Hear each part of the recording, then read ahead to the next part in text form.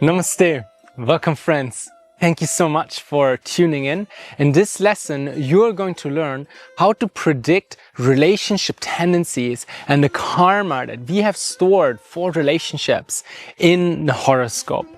Specifically, we're going to study the 7th house and the sign and planets placed in it. We're also going to explore the position of the 7th lord, the lord of the sign in the 7th house of the horoscope, and what his placement in the other houses of the horoscope means. We're also going to explore Venus, which is the primary karaka for relationships and for love, and its conjunction and placement in the horoscope. We're also going to explore a little bit about Jupiter and the moon.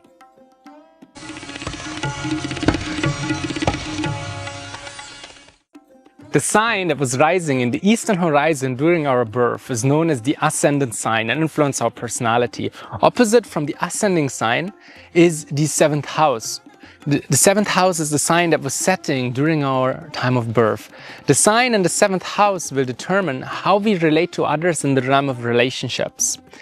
Every ascendant will have a unique 7th house, and therefore will have a unique pattern of how he is relating to other people in their life, and also which other people are going to come and manifest in their life. The 7th house, the sign in the 7th house is like the environment.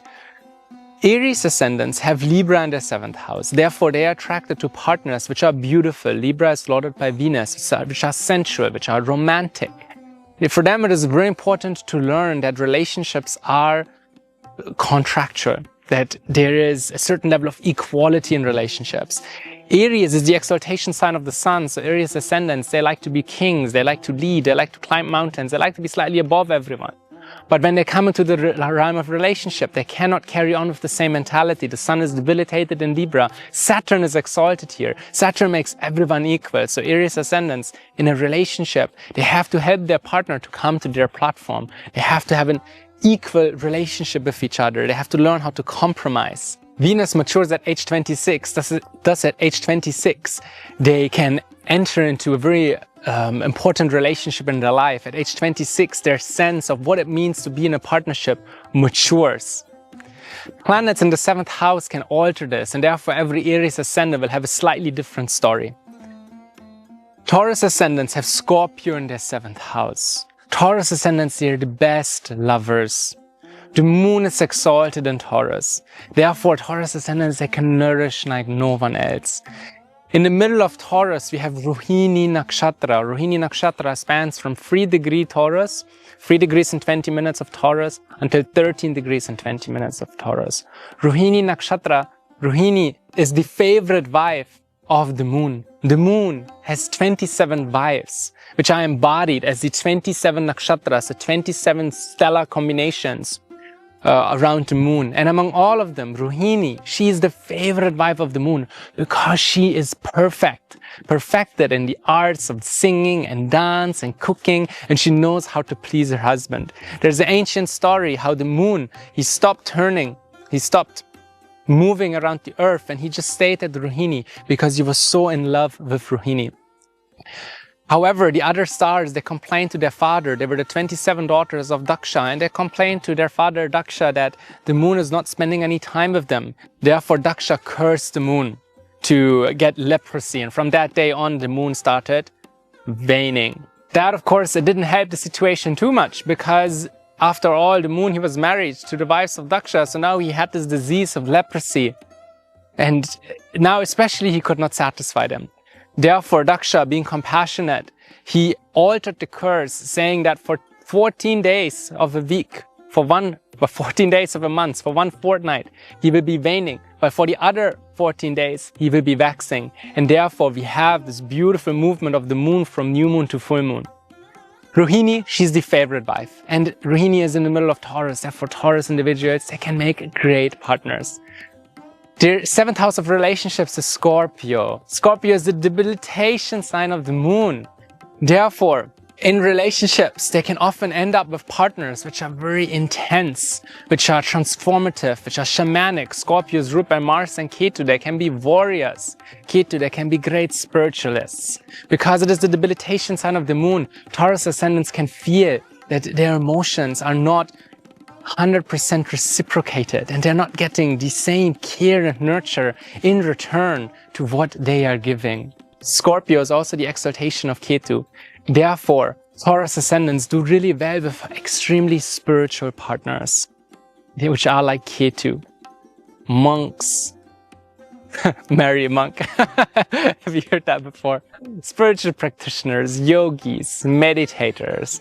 These will suit Taurus ascendants because they will satisfy their need for shared inspiration and higher themes in relationships than just the mundane and just the physical.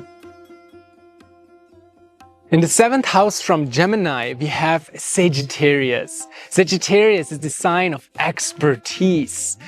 It is the benefic sign of Jupiter. Therefore, Gemini ascendants, they will be attracted to partners who are teachers, who are guru-like, who have abundant knowledge and wisdom. Jupiter matures at the young age of 16. Therefore, Gemini ascendants can have relationships much earlier than the other ascendants. Rahu is debilitating in Sagittarius. Rahu is the significator of quarrel, of cheating, of illusion, of lying. Therefore, Gemini ascendants should never lie to their partners. If they allow adharma in their life, that can break their relationships. Particularly if they're untruthful to their partner, this can be very painful. And the same holds true for their partners as well. If you're Gemini ascendants, then look for a partner who's like Sagittarius. If you find a partner who's like Rahu, who's a scam, who's a cheat, some other people might get away with it, but you're not that person. Gemini ascendants have a unique position because Jupiter rules the 7th house of Sagittarius and also Pisces, which is their 10th house of career. Therefore, many Gemini ascendants will meet their partner at career, since there's one planet which is connecting both, which is very similar to the 10th lord of career in the 7th house or the 7th lord of relationships in the 10th house. Gemini ascendants might meet their partner at work, in the office, or if they're studying, then for a younger person, their education is like their career, so they're very likely to meet their partner at school, at high school or university. Ideally, it is better for them if they share some career direction with their partner. Otherwise, even after being in a relationship, they might meet more and more people in the professional field, which could become a little bit of a problem. Cancer ascendants have Capricorn as their 7th house. Capricorn is ruled by Saturn. Saturn matures at 35. Therefore, Cancer ascendants are a little bit slower with relationships. Even though we think of Cancer, oh, home, family, they want a nest to retire to, yet relationships, they can take a bit longer. If they have relationships early in life, usually they're attracted to partners who are older, who are responsible, who are more mature. They like partners who are dutiful. They like partners who are, who take responsibility. Mars is exalted in Capricorn. Therefore, they also do well with partners who are strong, who are ambitious, who are focused to get things done. While Jupiter is debilitated in Capricorn, so being too righteous, if they are too much attached to this is right and this is wrong and this is exactly how you should do it, and if they don't give that type of space to their partner, that can also harm relationships. Since Jupiter here, he feels debilitated in Capricorn. For Cancerians, relationships can be a little bit more difficult because Saturn, he rules both the 7th house and the 8th house. The 8th house is the house of transformation, of change, it's the house of death. Therefore, Cancerians also can be more attracted to partners who have this energy of the 8th house, who are more esoteric, who like to break taboos, who like to do things that are different. Capricorn is connected to the graveyard. So it is a movable sign. Movable signs indicate a long distance. So it is very common for Cancer ascendants to meet partners who are further away from their place of birth, who are further away from their home. Leo ascendants have Aquarius in their 7th house, which too is ruled by Saturn. Therefore, Leo ascendants tend to have relationships a little bit later as well. Aquarius is co-lorded by Rahu. Therefore, Leo ascendants are drawn to partners which are eccentric, which are intense, which stand out from the crowd. For Leo ascendant, the 7th and 6th lord is the same, since their 6th house is Capricorn. Therefore, Leo ascendants can naturally have a little bit of rivalry, a little bit of competition with their partners, because the Lord that rules relationships also rules the house of enmity and of competition. Leo ascendants need partners who are responsible, and they themselves also are very responsible partners. They like to have innovative relationships. They might have a different idea of what it means to be in a partnership, and therefore they attracted to these partners who are a bit like who are different, like Aquarius. Aquarius is just different, right? Who is this man carrying this pot of liquor with him everywhere he goes, right? It is a different type of a person. Virgo has Pisces as their 7th house. Pisces is the exaltation of Venus, and therefore Virgos are actually very deep lovers. Who would have thought? But Virgos, they love to give. They love to give unconditionally, because the house of relationships, it is Pisces. They like this idea of giving without expecting in return. They need very spiritual partners. Pisces is the most spiritual zodiac sign. Therefore, Virgos, they need spiritual, artistic partners with whom they can share some spiritual practice or some deeper inspiration. Venus is also Pisces is also the debilitation of Mercury. So it is very interesting. Virgos, they like to give unconditionally in relationship. They need spiritual partners. At the same time, relationships can burden them. At the same time, when they enter that relationship, when they give, they can feel debilitated, they can feel overpowered, because Pisces is the natural debilitation sign of Mercury, while being the exaltation of Venus. So Virgo ascendants, they have this choice. They're this analytical person. They love to organize, they love to put things into boxes. But the moment they start to put their relationship into a box and organize their relationship, that is when they will become debilitated. But if they can embody Venus in that one rhyme of life, then they can find satisfaction. They can find a lot of satisfaction. Pisces also is ruled by Jupiter. Therefore, Virgo ascendants, like Gemini ascendants, tend to have relationships earlier rather than later. Pisces is also the Mula Tricone of Ketu. It is the office of Ketu. It is not just is lauded by Jupiter, but Ketu has ownership, co-ownership over the sign too. And therefore, of course, they like partners who are spiritual, who are ascetic, who are yogis, who are meditators, or who are nerds. They can also marry a nerd. Ketu has this whole connection to nerds as well. And since their house of relationships and the house of home is the same, the house of home is Sagittarius, the house of relationships of Pisces, both lauded by Jupiter, Virgo ascendants tend to move together with their partners much earlier than other ascendants. Because their home and their relationships, their heart and their relationships is the same. So they easily let people in. Libra has Aries as their 7th house, which is very interesting. Because Libra is the sign of balance and harmony. Libra is all about other people. It is symbolized by a man holding a scale. Libras, they love to ensure that everyone is satisfied, even at their own expense. It is the exaltation of Saturn, so they like to make everyone equal. But when it comes to the house of relationships, then Libra has Aries here, which is the exaltation of the sun. This is the first zodiac sign. So for Libra ascendants, they are attracted to partners who are strong, who are powerful, like Mars. Partners who might be stronger than themselves, who might appear to be higher than themselves. Partners who are like Aries, who are managers, who are fighters, who are warriors. People who can lead. And it is important for Libra ascendants, even though they like to ensure everyone is equal, it can help them in their life to put their partner on a petal, on some lotus petals, on a throne made out of lotus petals, to make their partner higher than themselves. Because after all, their 7th house is Aries, which is the sunrise. Their partner will have qualities like the sun. We adore the sun, we respect their sun. So also for Libra ascendants, that is very important. It is an extremely interesting dynamic because Libra ascendants, they tend to give too much. They're the best friends to have. Also in relationships, they do exceptionally well. And Libra ascendants, they have a fascinating dynamic of giving and taking.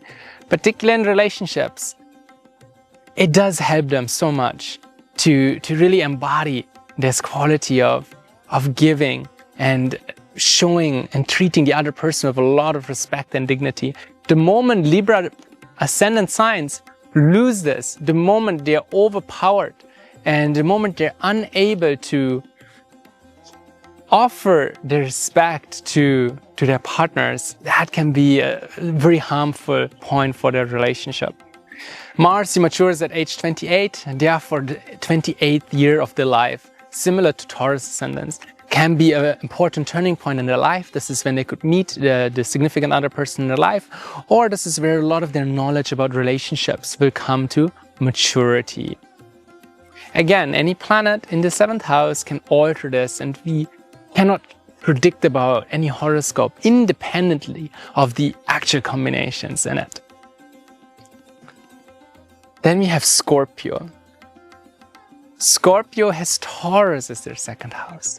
Therefore, Scorpio ascendants, they need beautiful partners. They need partners who like fine food and fine things. They're attracted to these type of personalities. And they can also often please their partners by supplying them these fine articles, fine foods, fine garments, etc. Often they are attracted to partners who are not only beautifully externally, but also who are great nourishers like Taurus. Rahu is exalted in Taurus, as well as the moon. Therefore, Scorpio ascendants also are attracted to partners who really embody the best side of Rahus. They like partners who are revolutionaries, who are pioneers, activists, rebels. They like partners who are like the moon, who are also great nourishers.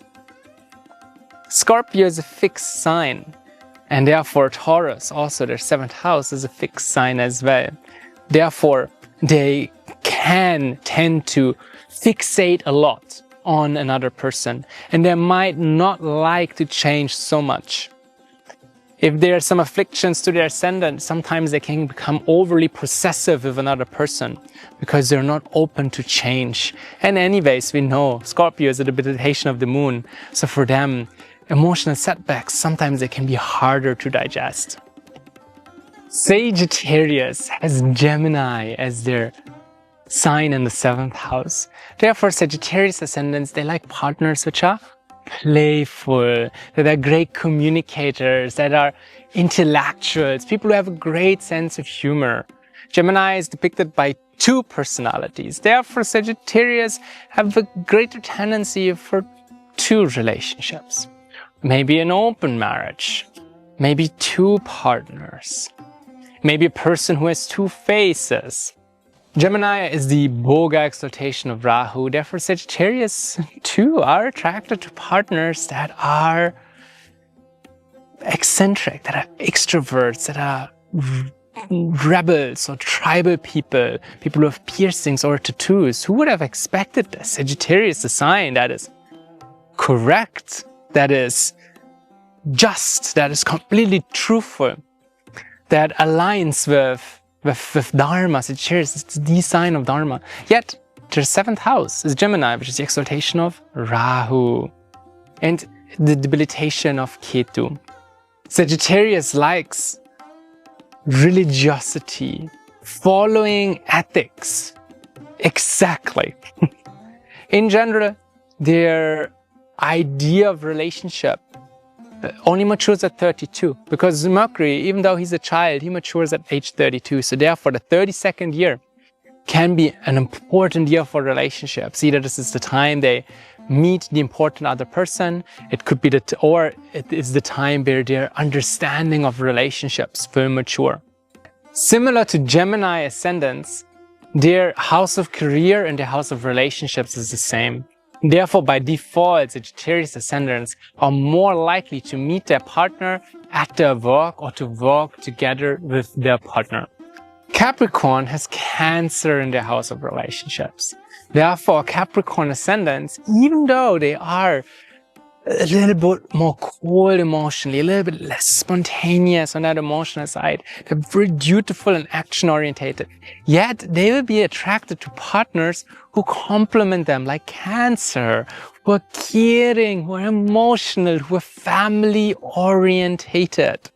The moon matures quite early, therefore Capricorn ascendants can often fall into relationships earlier. The moon matures at around 22, 23.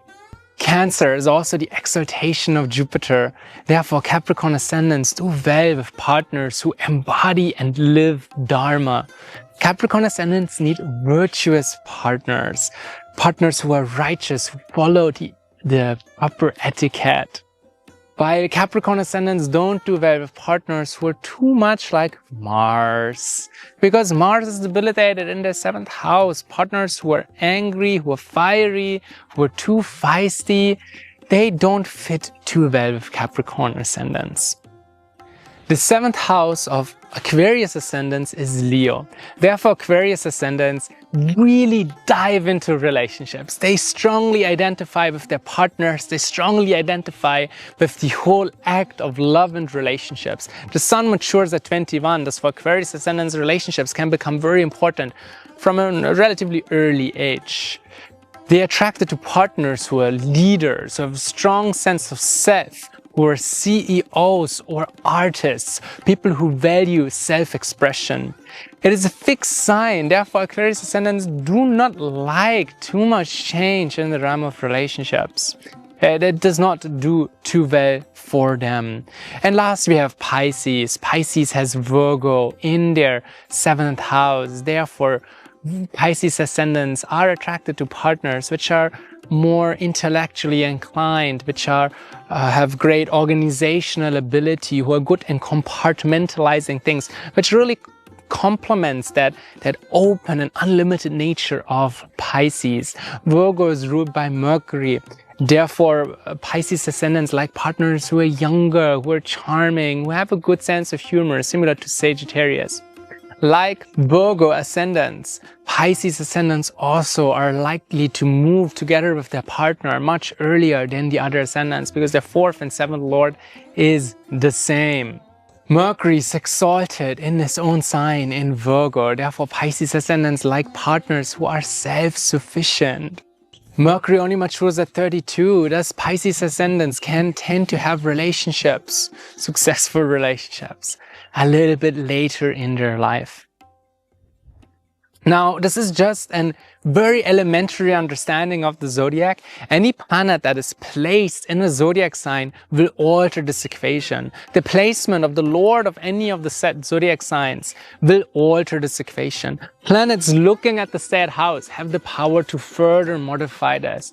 While this is just the blueprint that is imprinted in the Kala Purusha in time, in God in the form of time. Let's explore what happens when one of the 9 planets is situated in the 7th house. Let's explore what happens when one or more of the 9 planets is situated in the 7th house. When the sun is situated in the 7th house, our sense of self is connected to the realm of relationships. Thus, we strongly identify with the quest for partnership. If the sun is in the 7th house, it is very rare that a person will live alone because a person will require someone else to feel complete.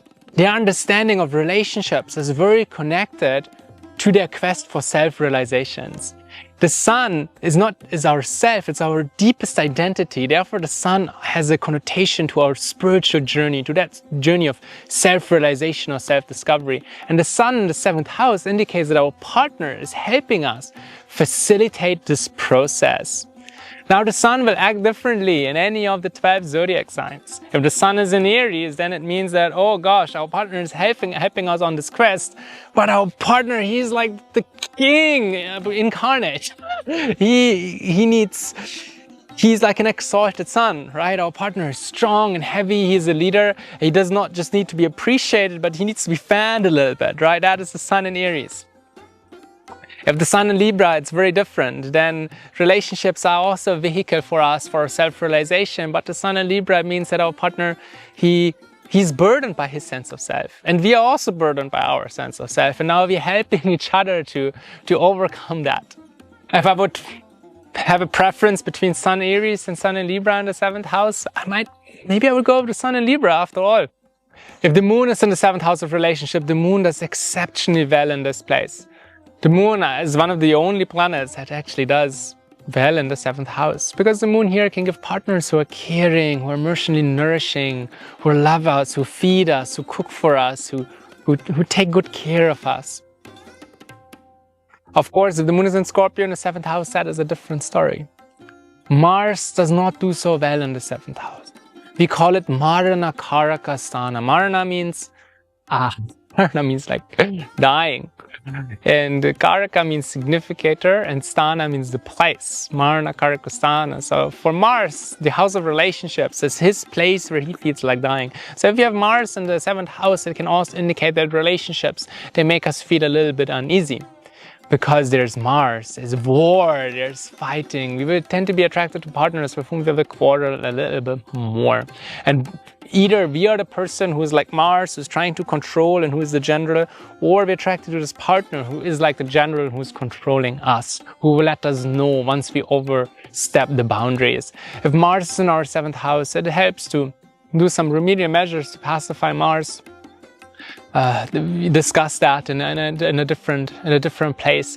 It can help to choose a partner who embodies the better qualities of Mars. Maybe he's a martial artist who has learned to control his anger. Maybe he's a chef. Maybe he's an engineer. If he embodies those positive qualities of Mars, that will be better. Otherwise, Mars will find another way into our life. If there is Mercury in the 7th house. Mercury also is Marna Karakasthana, because Mercury, he's the young child. He does not know anything in relationships. If he's in the 7th house, he can sometimes cause communication issues. Besides that, we're interested in partners who are young, who are charming, who have a great sense of humor, a bit like Gemini or Virgo in the 7th house of relationships. We need partners who speak the same language like us, who can make us laugh. That is very important with Mercury here. But you can often be attracted to persons who are younger than us. 5 years, 10 years, we've seen it all. And Jupiter in the 7th house, he does very well. He can give a very high caliber of partner. He can give an expert, an extremely knowledgeable person, a guru-like figure. Sometimes also he can just give too many relationships, which can be a problem because Jupiter, he expands. He can just expand the pool of relationships. And therefore Jupiter, even though he's a benefic, does he do well in relationships? In our modern context, I don't know. Is it good to have many partners? I don't think so. So that is the problem with Jupiter in the 7th house here. If Jupiter is in Capricorn, where he's a debilitator, our partner will be self-righteous. If Jupiter is in Cancer, then our partner will be extremely knowledgeable. Jupiter in the 7th house, also be careful. It's the one primary indicator of teenage pregnancies since Jupiter matures at 16. So that can indicate a relationship at 16. Venus in the 7th house, she does well. She will give very beautiful partners. This beauty is very important for us in relationships. We will be very sensual. We will give a lot to our loved ones, especially Venus and Pisces. This person, he would do anything for his loved ones. At the same time, Venus, she can give so much pleasure, so much enjoyment, but that can take us away from ourselves. Venus, she's the Asura Guru. She pleases our moon, our mind. But what about our sun? What about our real self? That is a problem with Venus in the 7th house. We can be bewildered by sensuality. Also, Venus can make a person excessively passionate, which is a problem in of itself. And last, Saturn in the house of relationships often gives a relationship later, maybe after 35. He gives relationships to partners who are older. Maybe they have some gray hair. That's a good remedy. If you're 25 and you don't want to wait, there are many guys who are 20 who have a gray hair. Just choose, or girl, woman, just choose such a person. That is better with Saturn. Saturn will give partners who are more mature. It also means that we understand that relationships are a big duty and responsibility. And then we have Rahu and Ketu. Rahu in the house of relationships can bring out the worst. It can make us cheated in relationships, or it can make us cheat in relationships because we are obsessed. Rahu is connected to obsession. In an ideal world, we want to bring out this quality of Rahu in a positive way and be attracted to partners who are foreigners, who are different, who cross the boundaries in a positive way. Maybe they are yoga teachers, which outside of India is something very different and weird. So that is Rahu. Outside of India, yoga is Rahu. And Ketu means we need a spiritual partner or nerd. That means there's a certain detachment that we have about relationships. So Ketu also doesn't do too well. Rahu will give too much. And Ketu, he cannot give enough. And Ketu also, he can make us unchaste. If Ketu is in the house of relationships, he can make us too detached from the relationship, which is a problem. Ideally, we want to bring out the positive side of Ketu by having a spiritual partner and share Ketu, share spiritual principles with them. Let's next explore the position of the 7th Lord in the horoscope. The placement and position of the 7th Lord is of utmost importance to understand the trajectory of relationships in a person's life. We want the 7th Lord to be endowed with dignity. Ideally, the 7th Lord should be exalted in his own sign or the sign of a friend and should be placed in Kendra or Kona. If the 7th Lord is in the Ascendant, then this is a very beautiful combination because it indicates that relationships, 7th house, are always in our head. The 1st house, the Ascendant, means that a person is very invested in their partners and that they're thinking a lot about relationship. It also means that their energy will flow towards taking care of another person. So if the 7th Lord is in the 1st house, a person usually is a people's person, if that's a 7th Lord is healthy, and they have a lot to give in relationships. The 7th Lord in the Ascendant, however, can also make a person excessively passionate because the 7th house, other people, they're always on their head, they're always thinking about them. That means we'll have to control our sexual energy, we'll have to learn to control that and channel that in the right way. The 7th Lord in the 2nd house is a double-sided sword because the 2nd house is also the 8th house from the 7th house. The 8th house from the 7th house is the death of our relationship. So the 2nd house is the death of our first relationship, it's the end of the first relationship. Therefore, if the 7th Lord is in the 2nd house, this can sometimes indicate an end of the relationship, an end of a marriage. It can indicate that an affair or some other events. Now, 1/12 of the people on the planets will have the 7th Lord in the 2nd house, so we cannot say that this will apply to everyone, but it is one of the combinations that can indicate multiple relationships if we have a person who has a lack of chastity indicated in his horoscope.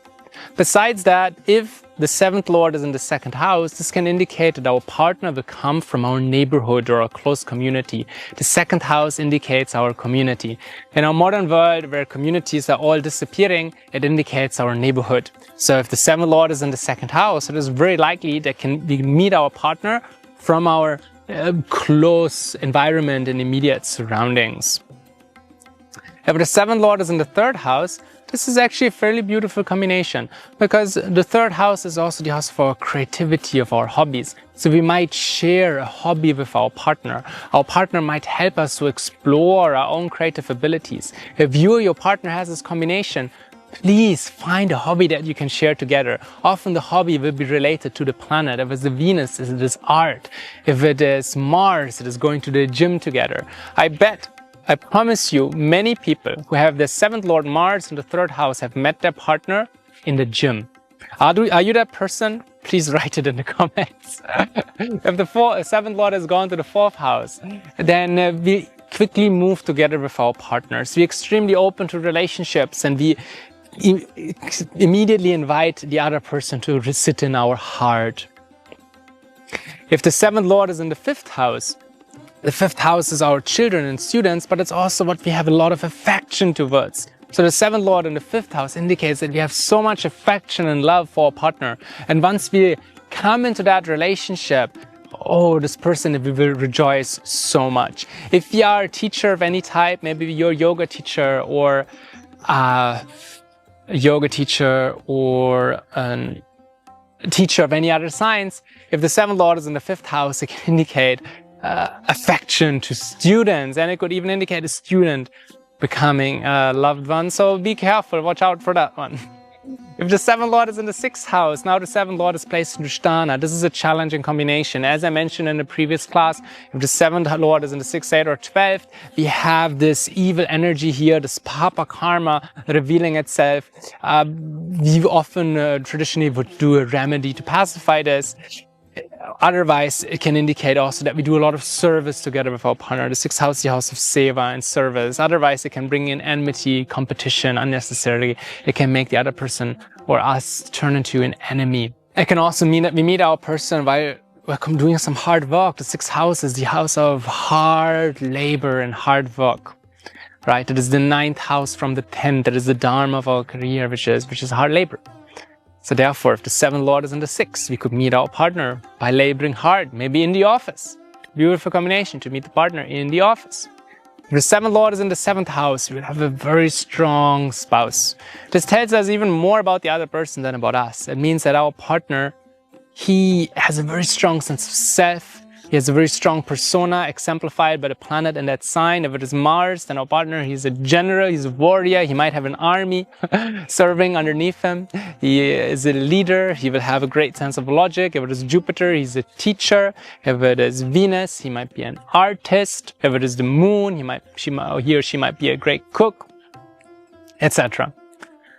The 7th Lord in the 7th house is a beautiful combination for luck in relationships. If the 7th Lord is in the 8th house, that is also challenging, and it can indicate that we are envious of our partner. The 8th house is the place of envy. We are envious of our partner is envious of us. It can also indicate that our partner is a great spiritual or transcendentalist, a great occultist, and that we do a lot of sadhana and spiritual practices together. If the 7th Lord is in the 8th house, it is of utmost importance that the couple performs sadhana together, that they perform spiritual practices together. Otherwise, the negative energy of the 8th house will creep into the relationship. The 7th Lord in the 9th house is a beautiful combination for good luck and fortune in relationships. We might meet our partner at university while doing our higher education. The 4th Lord in the 5th house also indicates love marriage, while the 7th Lord in the 9th house indicates a marriage that could be arranged or that was performed through the advice of a teacher. The 7th Lord in the 10th house indicates that we work together with our partner, that we meet our partner at work.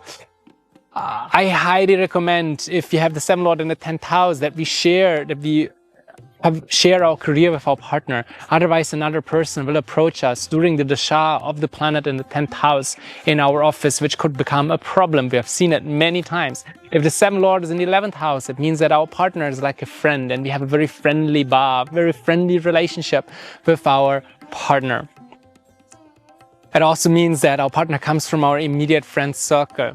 If the 7th Lord is in the 12th house, this is a very common combination for long-distance relationships. So our partner might come from very far away, or we might meet them at a retreat while we are far away or while we are traveling. I mentioned examples for the 7th Lord and the various houses. The similar experiences will also manifest if one of the house lords or multiple house lords are in the 7th house. I hope this was insightful to you. In our next lesson, we're going to explore the karakas for relationships, namely Venus, Jupiter, and Saturn. Thank you so much for watching until the end. If you have any questions on this topic, please drop it in the comments and I'll try to answer as soon as possible. Have a great day. Thank you so much.